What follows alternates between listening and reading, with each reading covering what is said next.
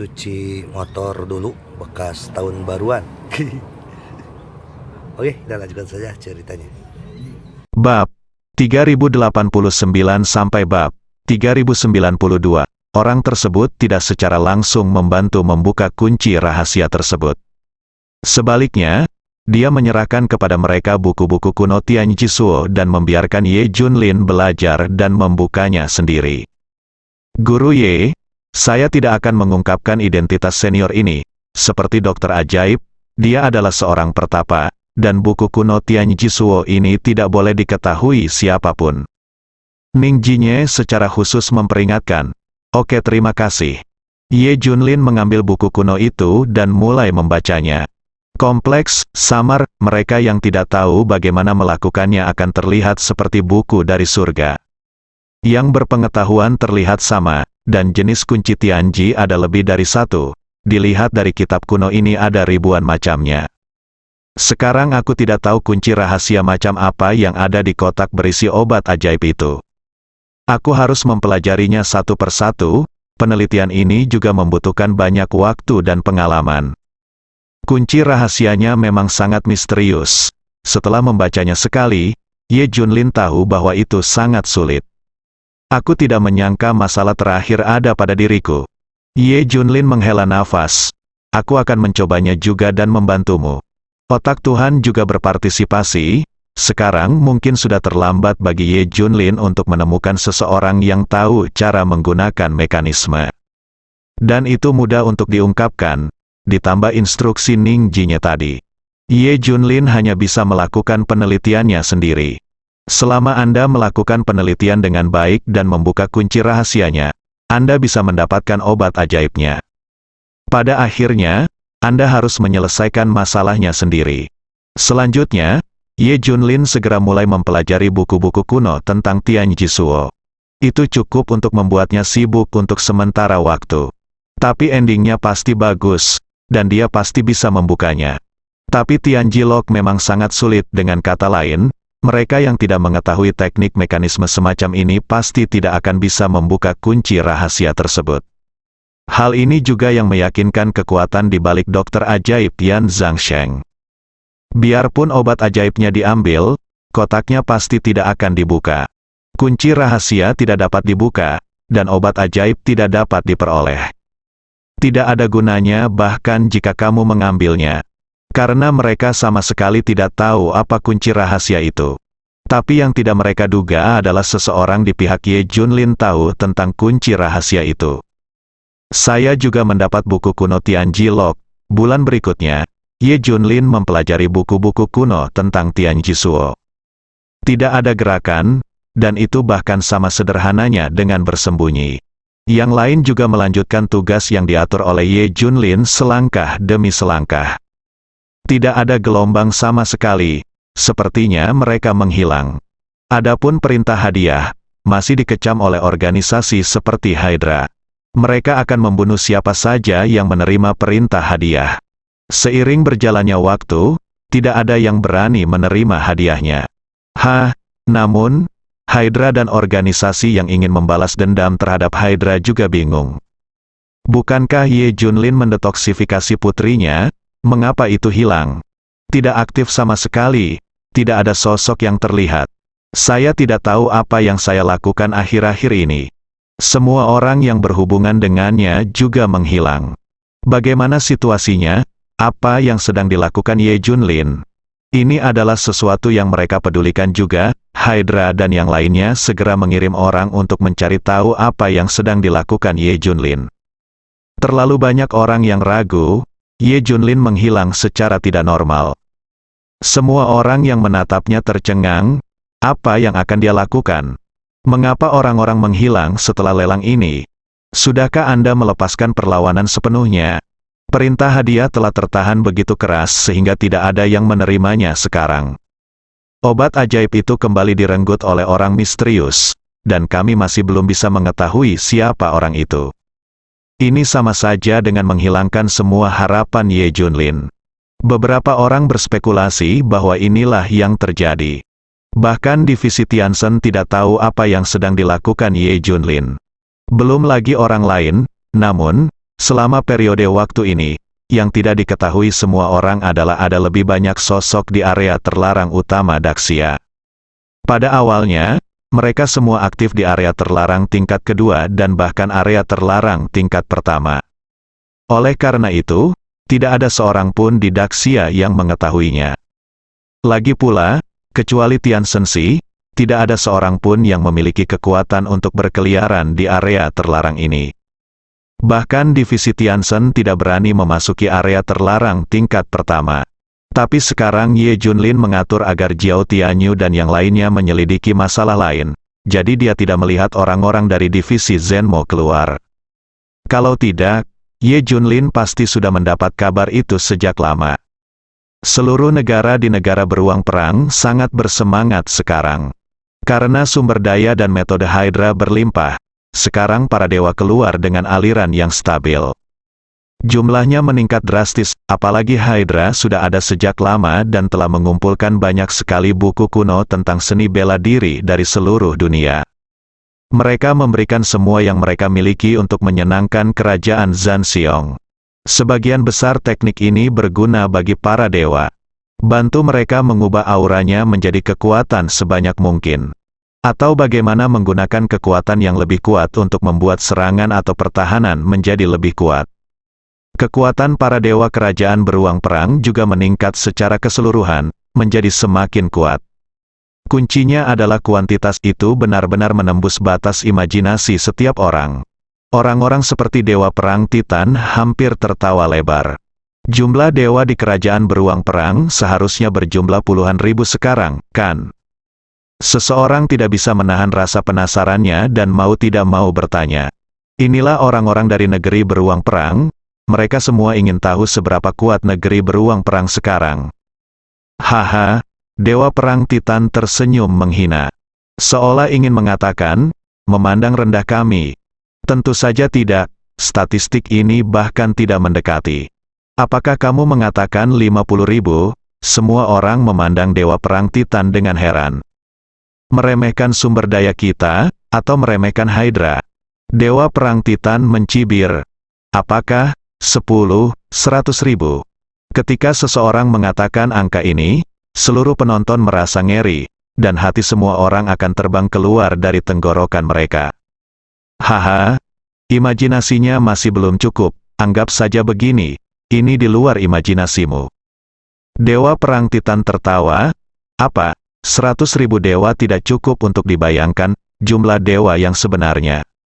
Tak terbayangkan, dengan kapasitas otak dan keberaniannya, mereka bahkan tidak berani membayangkan angka itu. Setelah melebihi jumlah ini, mereka telah mencapai batasnya. Setelah meneriakkan nomor lain, kepala mereka mungkin akan meledak. Sangat buruk, hiss. Semua orang mulai terkesiap. Ada ekspresi ngeri di wajahnya, ini jelas merupakan hal paling mengejutkan yang pernah mereka lihat dalam hidup mereka. Saya juga bangga dengan negara beruang perang, ini adalah negara beruang perang. 100.000 dewa bukanlah imajinasi yang cukup. Angka yang sangat nyata, ini juga merupakan poin paling meyakinkan bagi Hydra, selama mereka berada di kerajaan beruang perang. Mereka akan selalu aman, ingin membalas dendam pada mereka. Konyol sekali, kalau begitu kita harus datang dulu ke negeri beruang. Kemudian dia menginjak mayat lebih dari 100.000 dewa di kerajaan beruang perang untuk menyelesaikan masalah dengan mereka. Tapi apakah ini mungkin? Hal yang mustahil. Ketika mereka mengatakan bahwa ada puluhan ribu dewa di kerajaan beruang perang, mereka merasa sangat nyaman. Saat ini, dewa telah diproduksi secara massal, dan jumlah dewa semakin banyak. Sekarang, 100.000 dewa berada di luar imajinasi. Mengapa mereka tidak stabil? Jangan takut. Jangan takut akan balas dendam siapapun, bahkan untuk kekuatan seperti Kekaisaran Olimpiade. Seluruh negara datang untuk menyelesaikan masalah dengan mereka. Mereka juga tidak takut, belum lagi Ye Junlin. Ini adalah lelucon bahwa Ye Junlin ingin membalas dendam dari mereka sekarang. Dan organisasi besar yang membalas dendam pada mereka juga merupakan lelucon. Bahkan jangan berani mendatangi mereka untuk membalas dendam. Kemudian berita mengejutkan menyebar ke seluruh dunia. jumlah dewa di kerajaan beruang perang telah melebihi 100.000. Pada saat ini, seluruh dunia menjadi sunyi senyap. Itu meledak, setiap partai dan negara menjadi gila. Banyak orang bertanya-tanya apakah mereka harus mengejar kerajaan Zhanxiong. Terutama 10 negara kuat teratas. Mereka semua berpikir bahwa mereka pasti mengurangi kecepatan mereka. Bagaimana Anda tahu nomor ini keluar? Semua orang meledak. Bagaimana perbandingannya? Kesenjangannya semakin besar. Bagaimana balas dendam ini? 100.000 dewa? Kamu mengambil kepalamu untuk membalas dendam. Orang yang paling terkejut adalah organisasi Revenge Hydra. Tidakkah kamu memperhatikan bahwa ada ratusan ribu dewa di kerajaan Zhanxiong? Apakah tidak mungkin membalas dendam pada Hydra sekarang? Sekelompok orang dalam organisasi yang bertekad membalas dendam tercengang. Saya pikir ketika organisasi menjadi lebih kuat dan jumlah dewa meningkat, kemungkinan membalas dendam dari Hydra akan meningkat. Akibatnya, sekarang ada 100.000 dewa. Apa yang bisa mereka gunakan untuk membalas dendam? Ini tidak mungkin bahkan jika mereka diberi waktu 100 tahun. Semakin lama waktu berlalu, semakin kuat lawannya, dan kecepatan menjadi lebih kuat berada di luar imajinasi mereka. Namun, para pemimpin sebenarnya dari organisasi ini tidak menganggap hal itu sebagai masalah besar. Karena mereka tidak lagi tertarik untuk membalas dendam pada Hydra. Dengan kata lain, saya melupakannya begitu saja. Mereka hanya berpikir tentang bagaimana mendapatkan sumber daya dan bagaimana membuat organisasi lebih kuat. Tapi alasan mereka adalah untuk segera mengembangkan organisasi agar mereka bisa membalas dendam pada Hydra. Dengan kedok balas dendam, dia mengambil keuntungan bagi dirinya sendiri. Faktanya, selama periode ini, mereka sedikit tidak mampu menekan kelompok elemen balas dendam ekstrim dalam organisasi. Mereka mendesak untuk membalas dendam pada Hydra hampir setiap hari, dan mereka tidak tahan lagi. Pada saat ini, tiba-tiba datang berita bahwa ada ratusan ribu dewa yang bertempur di kerajaan beruang. Tekan sepenuhnya semua orang ini, untuk saat ini, mereka tidak akan dengan mudah membicarakan balas dendam terhadap Hydra. Balas dendam tidak bisa dilakukan begitu saja, tentu saja tidak ada seorang pun yang akan mengalami kematian seperti ini. Di pulau kecil, organisasi balas dendam Hydra segera mengumpulkan orang-orang. Jalan balas dendam kita akan semakin sulit di masa depan. Ada ratusan ribu dewa, tapi saat ini, mentalitas kita harus stabil, kita tidak boleh tidak sabar. Hanyalah salah satu cara untuk membalas dendam Hydra. Kita masih perlu terus mengembangkan tim balas dendam. Hanya dengan cara ini kita dapat memenuhi syarat untuk menjadi yang terdepan di dunia dan memenuhi syarat untuk bernegosiasi dengan kekuatan besar lainnya. Pada saat itu waktu, kita dapat menyatukan kekuatan negara lain untuk menghadapi kerajaan Zhanxiong. Dengan cara ini, kita hanya dengan begitu kita dapat memiliki kesempatan untuk membalas dendam dari Hydra. Para pengambil keputusan organisasi ini mulai menarik kue lagi. Hal ini memberi sedikit harapan bagi para ekstremis yang ingin membalas dendam. Bagaimanapun, 100.000 dewa sekarang mendominasi dunia, dan cara terbaik saat ini adalah semua pihak bersatu. Para pengambil keputusan ini mempunyai ide yang tepat. Tidak mudah bagi mereka untuk membantahnya, namun syaratnya partai-partai bisa bersatu adalah organisasinya harus kuat dan mumpuni terlebih dahulu untuk menyatukan semua pihak. Oleh karena itu, untuk menyimpulkan masalah terakhir, hal spesifik yang harus dilakukan adalah membalas dendam pada organisasi Hydra. Harus dikatakan bahwa para pengambil keputusan di organisasi ini sangat cerdas. Orang-orang ini terpikat hanya dengan beberapa kata. Mereka tidak hanya tidak menyebutkan balas dendam untuk saat ini, mereka juga akan mencari cara untuk memperkuat organisasi ini. Disinilah perubahannya menjadi jelas. Hahaha. Bukankah Ye Junlin mengatakan sebelumnya bahwa dia bisa membalas dendam sendiri tanpa kita? Bagaimana dia bisa membalas dendam sekarang? Ada 100.000 dewa. Bukankah benar kan? Anak ini menghilang baru-baru ini. Aku ingin tahu apa yang dia lakukan. Jika kita ingin menjadi kuat, kita harus menemukannya. Mari kita pikirkan cara. Poin kuncinya adalah Ye Junlin. Olimpiade Empire awalnya saya sangat menantikan Ye Junlin pergi ke negara Zanxiong untuk menimbulkan masalah. Namun ketika mereka mendengar tentang 100.000 dewa, semua orang begitu ketakutan hingga mereka membeku. Jadi ada kesenjangan yang begitu besar antara kita dan orang nomor 1.